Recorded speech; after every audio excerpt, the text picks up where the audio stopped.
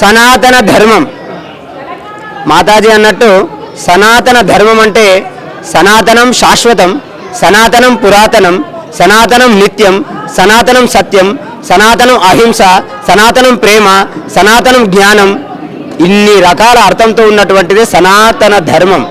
అంటే ప్రేమ, అహింస, కరుణ, దయ ఈ విశ్వంలో ఉందంటే సనాతన ధర్మమే. ఇతర మతాల్లో మన మతాన్ని నమ్మి దైవాన్ని పూజిస్తేనే వాడిని ఉంచండి, లేదంటే ఖతం చేయండి అని చెప్తున్నది, లేదంటే పాపాత్ములు అని చెప్తుంది.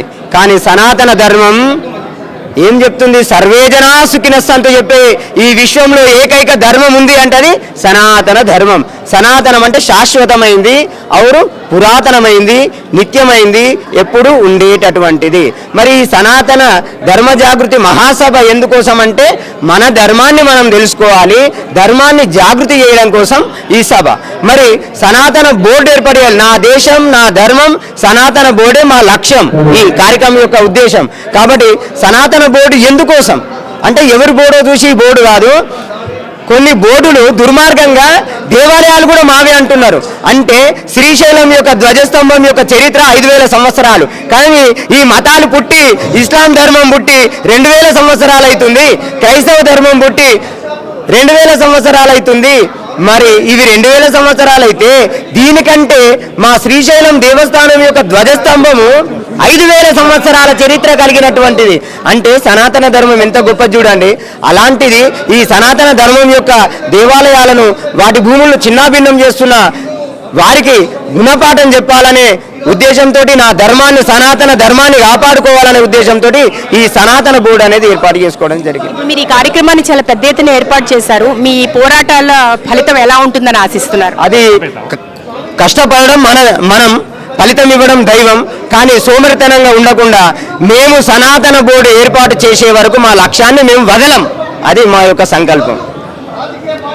సనాతన ధర్మం మాతాజీ అన్నట్టు సనాతన ధర్మం అంటే సనాతనం శాశ్వతం, సనాతనం పురాతనం, సనాతనం నిత్యం, సనాతనం సత్యం, సనాతనం అహింస, సనాతనం ప్రేమ, సనాతనం జ్ఞానం, ఇన్ని రకాల అర్థంతో ఉన్నటువంటిది సనాతన ధర్మం. అంటే ప్రేమ, అహింస, కరుణ, దయ ఈ విశ్వంలో ఉందంటే సనాతన ధర్మమే. ఇతర మతాల్లో మన మతాన్ని నమ్మి దైవాన్ని పూజిస్తేనే వాడిని ఉంచండి, లేదంటే ఖతం చేయండి అని చెప్తున్నది, లేదంటే పాపాత్ములు అని చెప్తుంది. కానీ సనాతన ధర్మం ఏం చెప్తుంది? సర్వేజనా సుఖినస్సంతు చెప్పే ఈ విశ్వంలో ఏకైక ధర్మం ఉంది అంటే అది సనాతన ధర్మం. సనాతనం అంటే శాశ్వతమైంది, ఔరు పురాతనమైంది, నిత్యమైంది, ఎప్పుడు ఉండేటటువంటిది. మరి ఈ సనాతన ధర్మ జాగృతి మహాసభ ఎందుకోసం అంటే మన ధర్మాన్ని మనం తెలుసుకోవాలి, ధర్మాన్ని జాగృతి చేయడం కోసం ఈ సభ. మరి సనాతన బోర్డు ఏర్పడేయాలి. నా దేశం నా ధర్మం సనాతన బోర్డే మా లక్ష్యం, ఈ కార్యక్రమం యొక్క ఉద్దేశం. కాబట్టి సనాతన బోర్డు ఎందుకోసం అంటే ఎవరి బోర్డో చూసి ఈ బోర్డు కాదు. కొన్ని బోర్డులు దుర్మార్గంగా దేవాలయాలు కూడా మావే అంటున్నారు.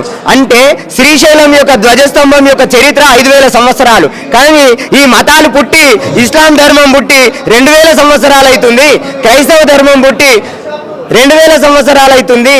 మరి ఇవి 2000 సంవత్సరాలు అయితే దీనికంటే మా శ్రీశైలం దేవస్థానం యొక్క ధ్వజస్తంభము 5000 సంవత్సరాల చరిత్ర కలిగినటువంటిది. అంటే సనాతన ధర్మం ఎంత గొప్ప చూడండి. అలాంటిది ఈ సనాతన ధర్మం యొక్క దేవాలయాలను వాటి భూములను చిన్నాభిన్నం చేస్తున్న వారికి గుణపాఠం చెప్పాలనే ఉద్దేశంతో, నా ధర్మాన్ని సనాతన ధర్మాన్ని కాపాడుకోవాలనే ఉద్దేశంతో ఈ సనాతన బోర్డు అనేది ఏర్పాటు చేసుకోవడం జరిగింది. మీరు ఈ కార్యక్రమాన్ని చాలా పెద్ద ఎత్తున ఏర్పాటు చేశారు. మీ పోరాటాల ఫలితం ఎలా ఉంటుందని ఆశిస్తున్నారు? అది కష్టపడడం మనం, ఫలితం ఇవ్వడం దైవం. కానీ సోమరితనంగా ఉండకుండా మేము సనాతన బోర్డు ఏర్పాటు చేసే వరకు మా లక్ష్యాన్ని మేము వదలం, అది మా యొక్క సంకల్పం.